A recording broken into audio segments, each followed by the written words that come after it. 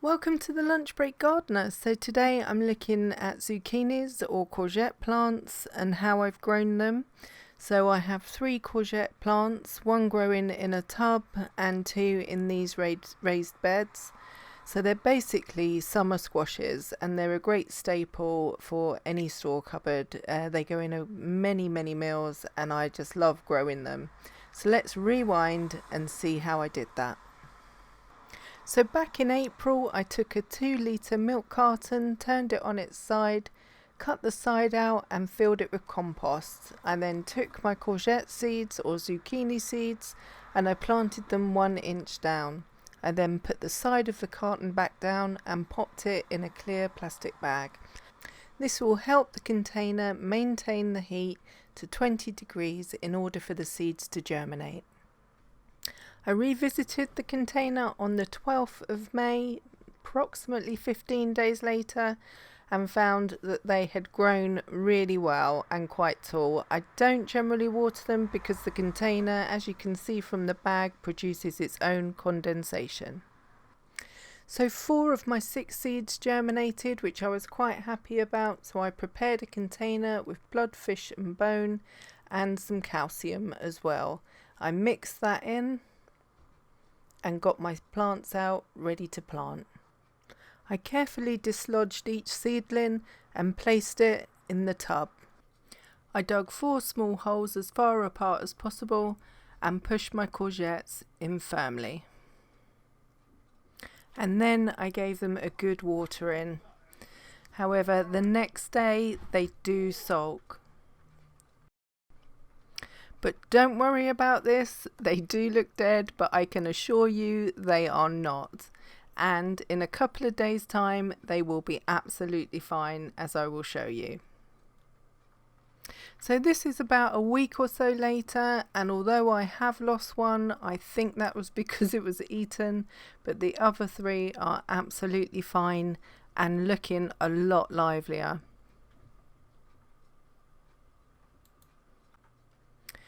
So this is a few days later and one of my courgette plants is obviously the alpha because he or she has grown massively and the other 2 haven't.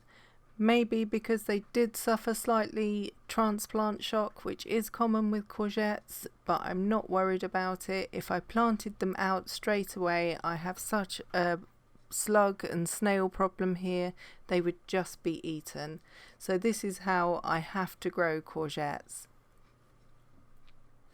At this stage I give a slight sprinkling of top feed of blood, fish and bone and also dig in some calcium. I also continue to water them once a week. Watering a courgette is so important. It needs to be steady and regular. After careful consideration, I decided that the main courgette was growing so much quicker than the other 2 that they weren't really going to achieve anything staying in this pot. It was also due to lack of space in my garden that I decided to plant them like this.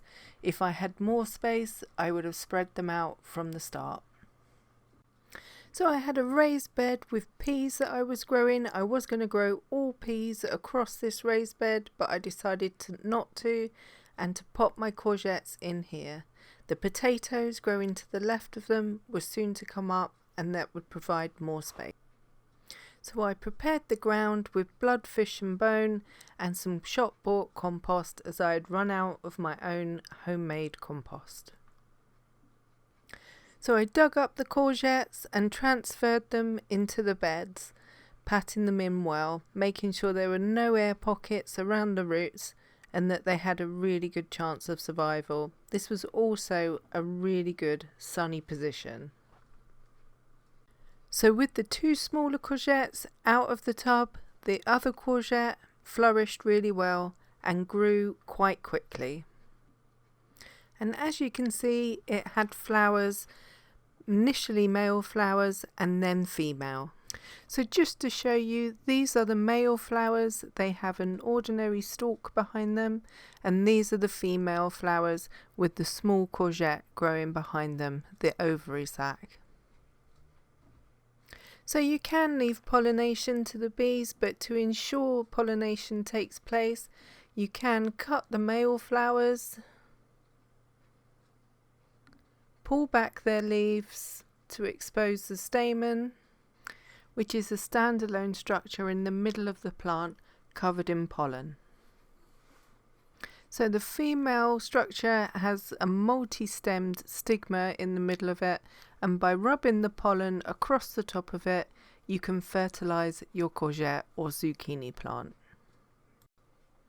And as you can see, we've had some really nice courgettes off here. Well, off all three of the plants, and they are still producing. We have had a powdery mildew problem, but we simply cut back the leaves. But if you are cutting back the leaves, make sure that there's not one attached to a courgette.